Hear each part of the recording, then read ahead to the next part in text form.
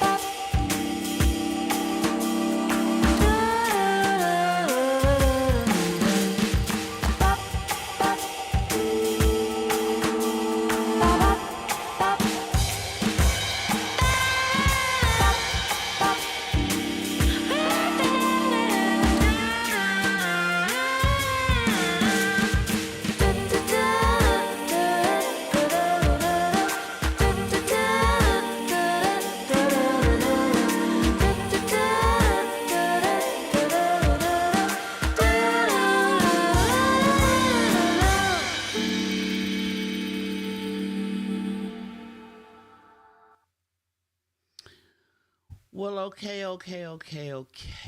We're going to make this a short one, hopefully.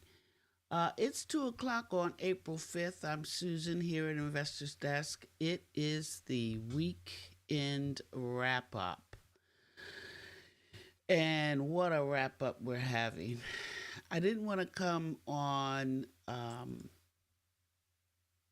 every day or every other day and show you how the market has been going downhill, tanking, because we all saw that on the mainstream media. We saw it on CNBC. Everybody was talking about the market drop. And I got to tell you, being somebody who's in the market and being an investor and trying to actually build a legacy, uh, one investment at a time. This is for educational and informational purposes only. I do not espouse the fact that I am your um, number one financial guru, because I'm not. The market itself and investing is a risk reward business. So if you're starting out building your legacy, please consult a certified financial planner or a certified uh, public accountant, some sort of maybe real estate attorney, depending on what side of the market you want to get into. You definitely you want to be discerning. That's my word.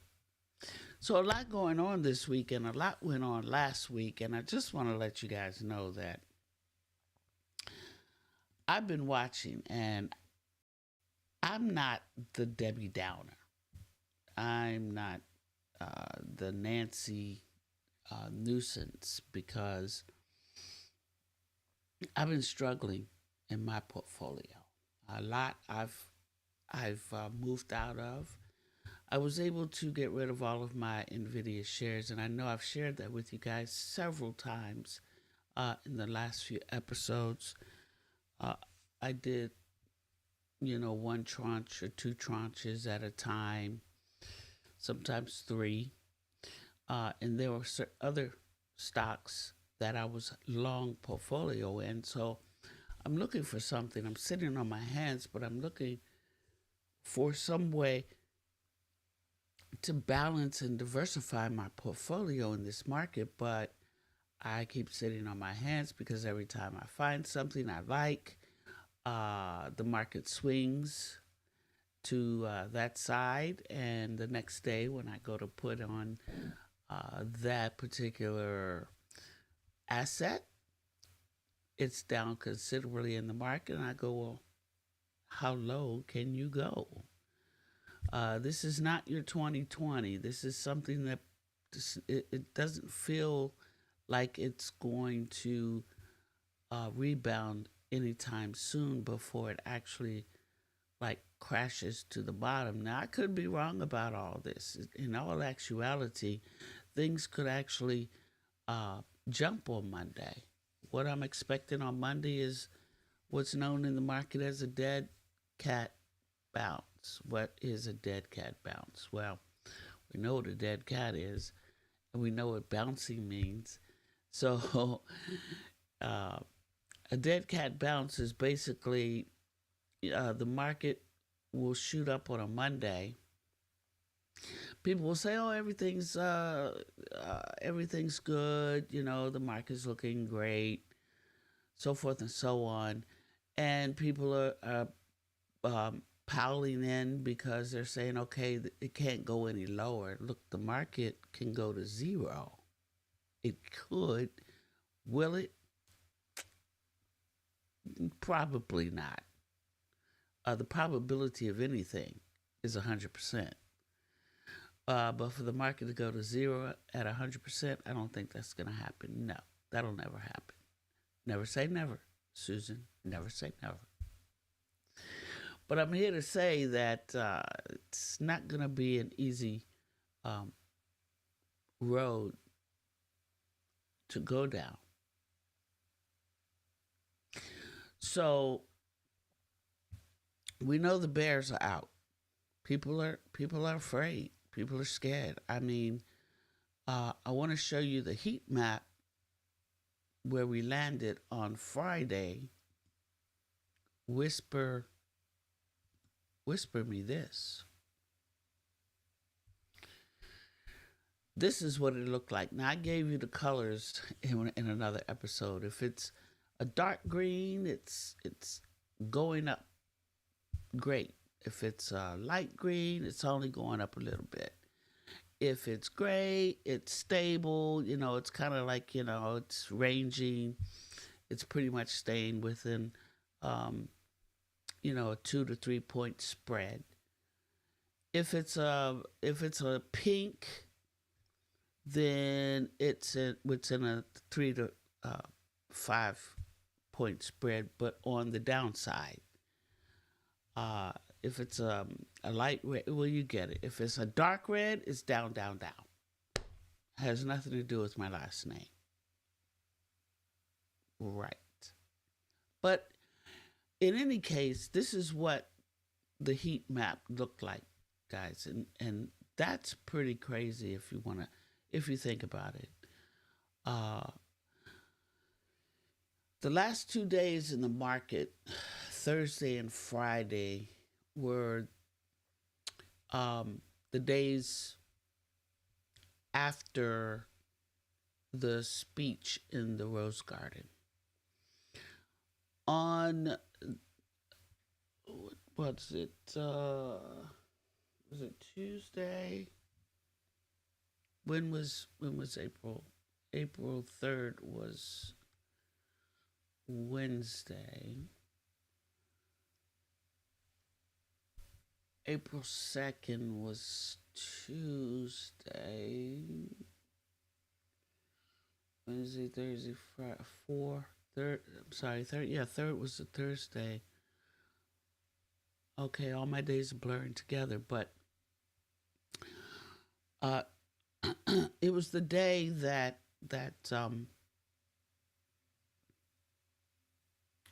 Trump was going to be speaking in the Rose Garden after the market closed. So folks were hoping that there would be a better outcome. And the market was green. It was up. People were actually investing their money thinking, nah, it's not really going to happen, but it really happened. So I wanted to show you. Now, here's the thing that I've learned recently. I don't know why this is or what it is, or maybe it's just the software that I'm using.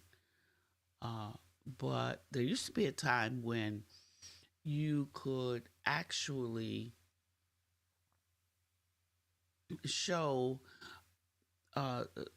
what was on live TV in real time as you share your screen. But now it's like I'm only getting audio and no video. And basically, what I did was I put my iPhone up and I recorded a piece of news that I wanted to share.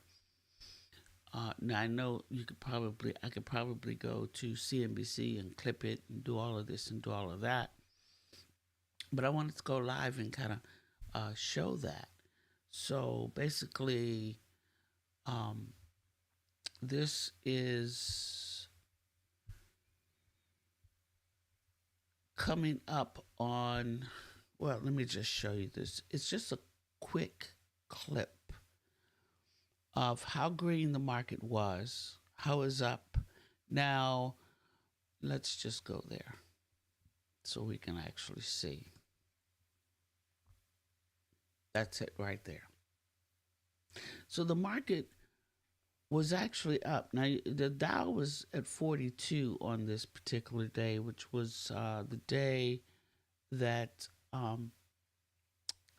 Trump was going to be speaking after the market closed. Now, had he spoke during the market, while the market was open, we probably would have been down for 3 days. But as it was, after he did speak, the aftermarket hours, where it kind of showed the future, which would be the next day, it was already down like 800 points on the Dow, 500 points on the Nasdaq, and maybe 200 or 300 points on the S&P. But futuristically speaking, it was showing that the following day, when the market opened, it was going to be a down day, but not like we were expecting. I was almost expecting a limit down on Friday, but we didn't get that. We got close, but we didn't get it.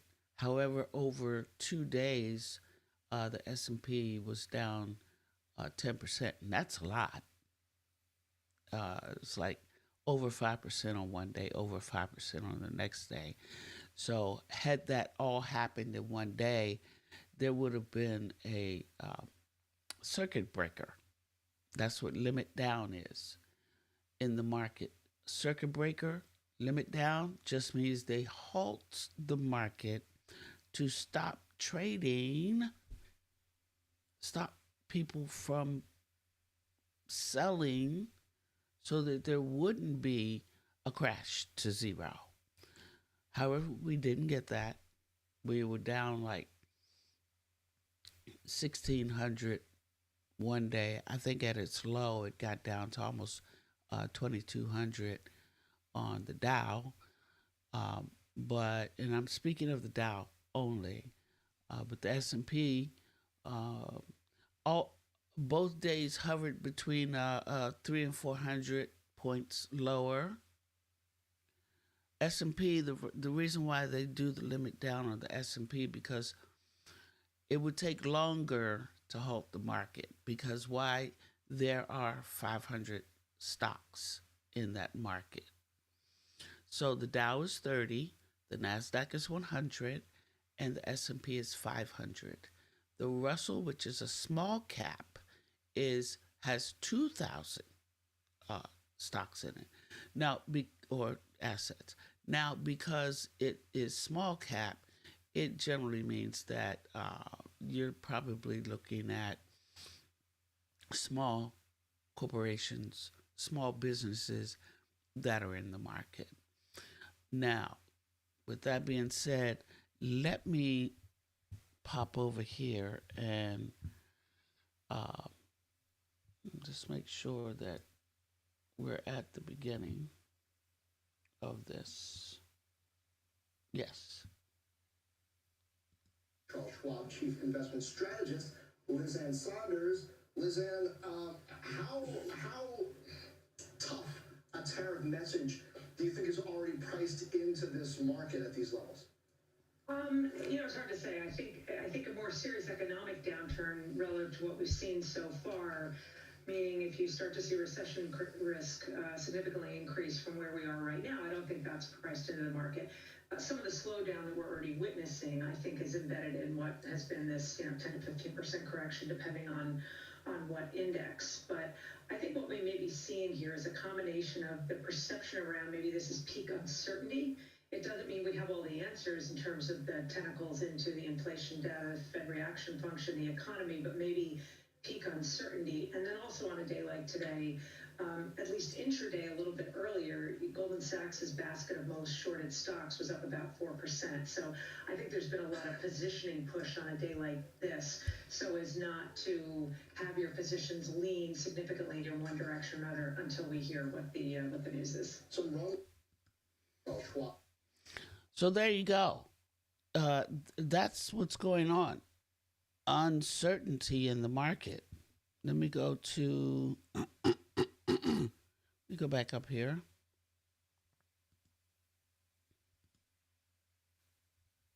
Yeah. Whisper me this, guys.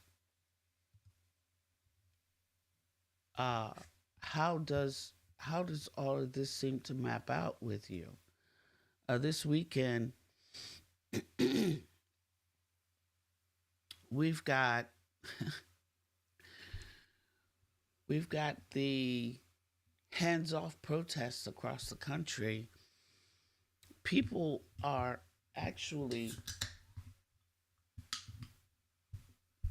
organizing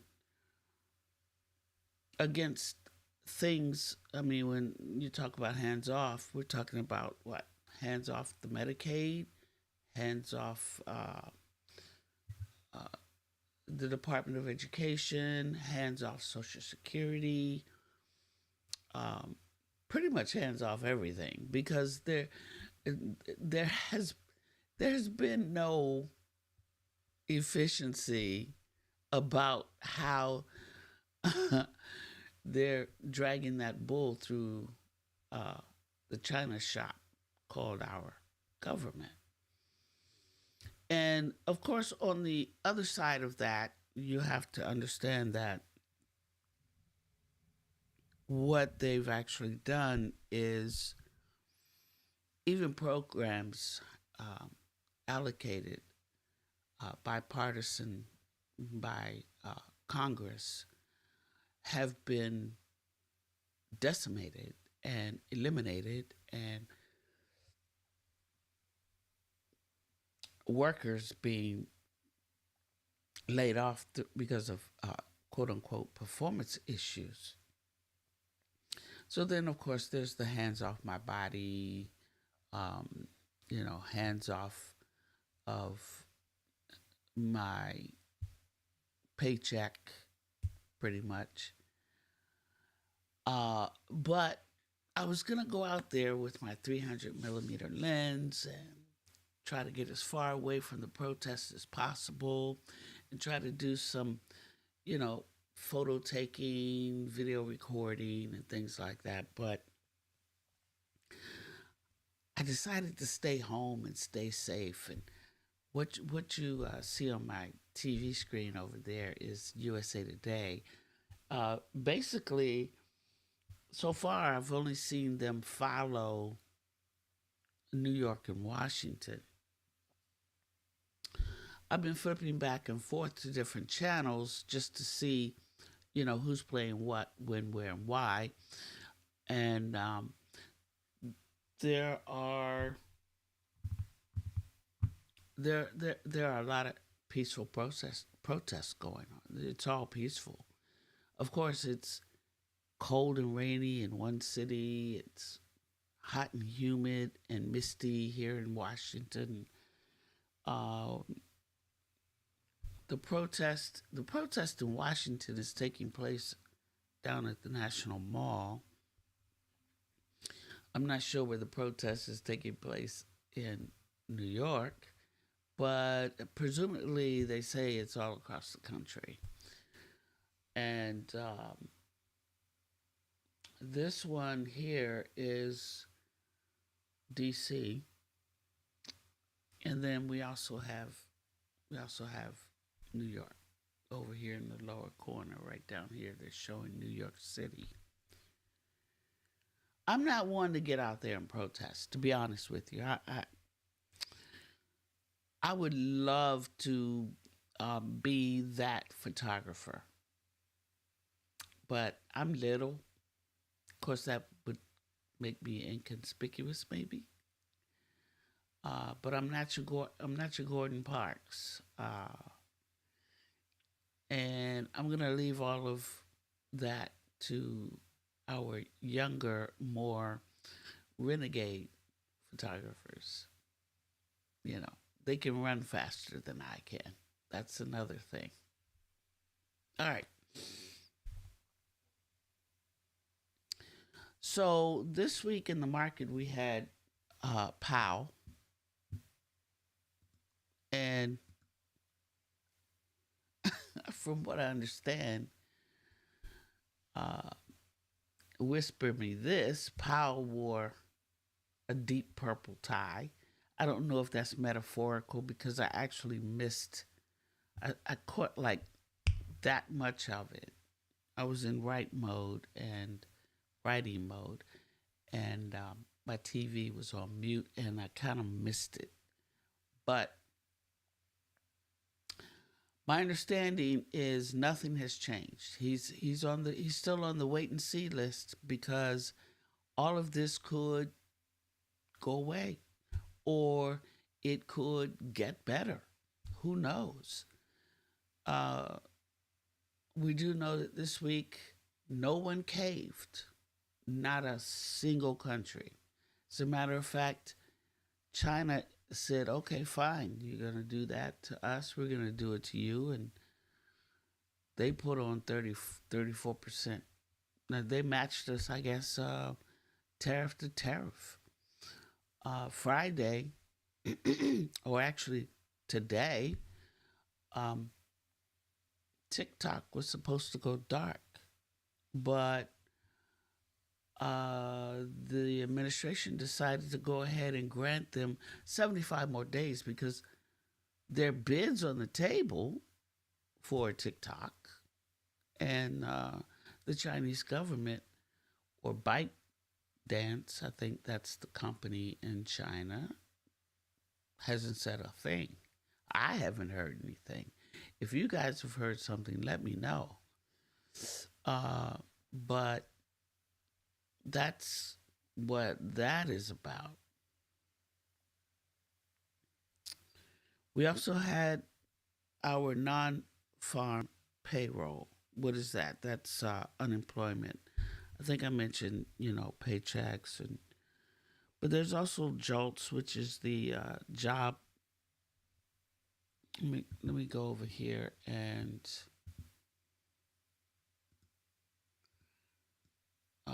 give you guys a quick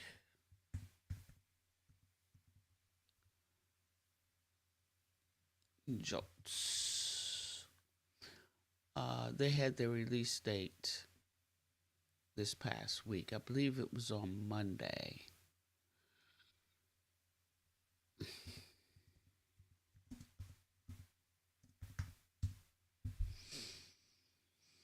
Okay, it's the Job Openings and Labor Turnover Survey. It's a monthly survey conducted by the U.S.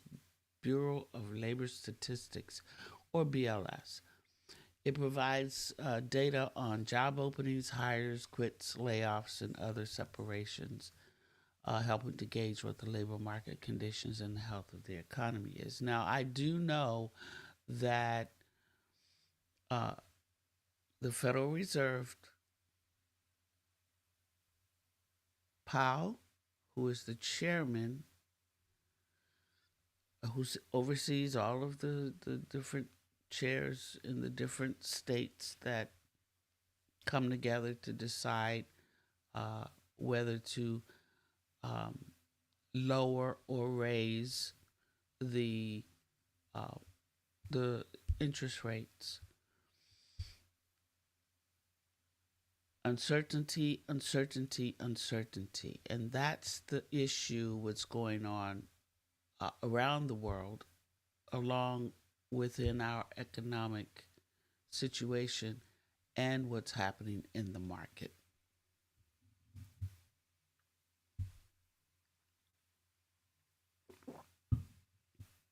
There's no other way to put this.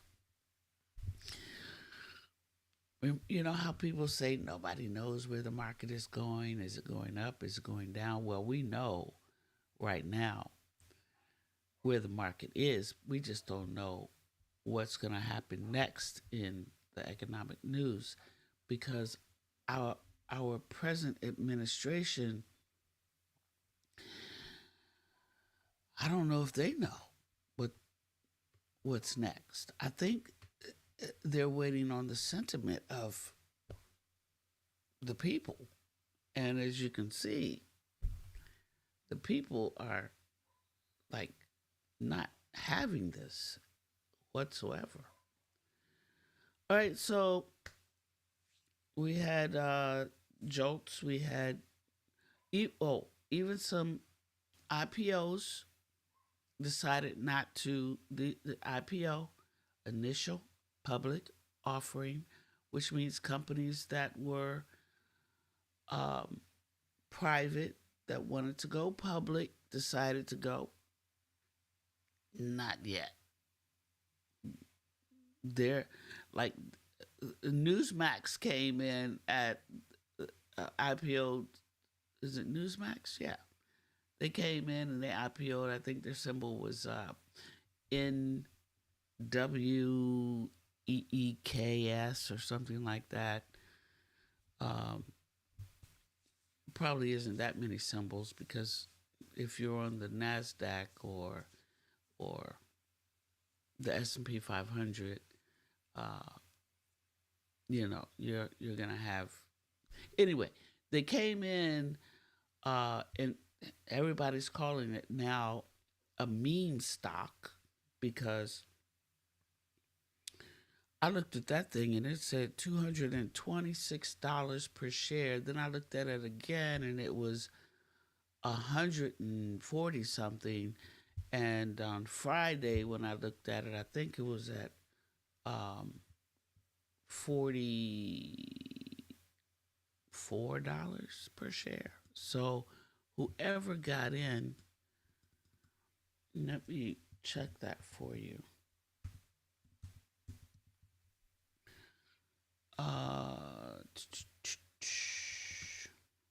Okay. Let's go IPO. And their symbol is N as in Nancy, M as in Michael, A as in Apple, X as in a xylophone. So it crashes over 77%. And this was post IPO. This was after the surge. It opened early on the market. And it says, actually, there were folks who already held shares.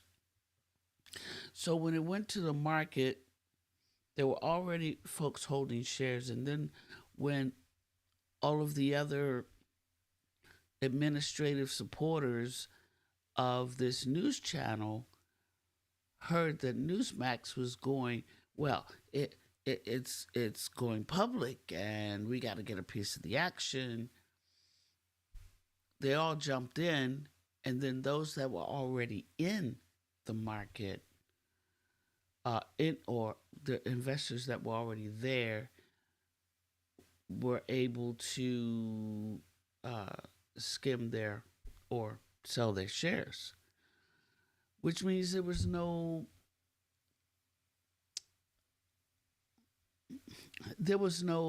contract that says, okay, you're going to have to be in the stock for 90 days. Obviously, if there was, that particular stock would have stayed up. So there was no restriction.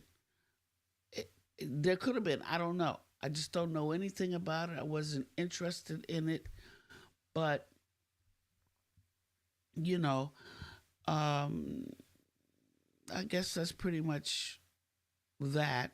So we know that the stock plummeted over 14. And where where did Newsmax open? What was their IPO price? I'm trying to see now.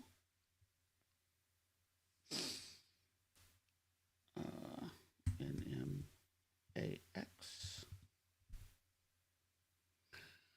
See if I can get what it looked like there. Oh yeah, it's sitting at $45, and that was in a day. Let's look at 5 days. Right. So let me put this over here so you guys can see it. I'm gonna get rid of this, and I just brought up Yahoo Finance's chart, and I believe it's sponsored by E-Trade. So let's keep that on screen. And let's go to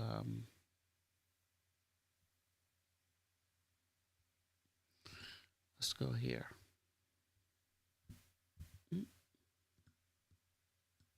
There we go. So if I were to make it bigger, can I do that? Yeah. Let's make it bigger. And right there. Right there, right there. It at the top it was, and that's the peak. So let's do that. That just what I said too. When I looked at it, excuse me, it was 266 or 267. And over the course, and this is a 5-day look at this IPO. Over the course of a week, this is the performance of this meme stock. This is the only thing that IPO. Now, I'm not saying that, you know, I'm not saying that this is the end all be all, right? Of what's happening in the market or what is going to happen in the market. But as things turn out, you have to be really careful. So with that being said, this is the weekend wrap. Kind of threw a few things at you. IPO, initial public offering, which means a company wants to take themselves from private to public. A lot of new companies that wanted to IPO last week decided not to. Well, Newsmax did. There was the speech in the Rose Garden after the day of after the market closed on the administrative speech on tariffs. In the next couple of days, the Dow, the S&P, and the Nasdaq were down considerably. We also had non-farm payroll and Powell in one day. Powell non-farm happened at, I believe, 8:30, and then Powell came on around 11:30 or 12 noon, which is usually the case. So we're going to see what happens next week. Next week is a brand new week. Tomorrow's Sunday. Hopefully I have the wherewithal to get on here. This whole thing from 12 to 3:30, I'm glad it's a peaceful protest. I'm glad no one's getting arrested. No rubber bullets, no tear gassing, no martial law. let's keep it peaceful, and let's just get the job done. Thanks, guys. I am Susan, and we are out of here.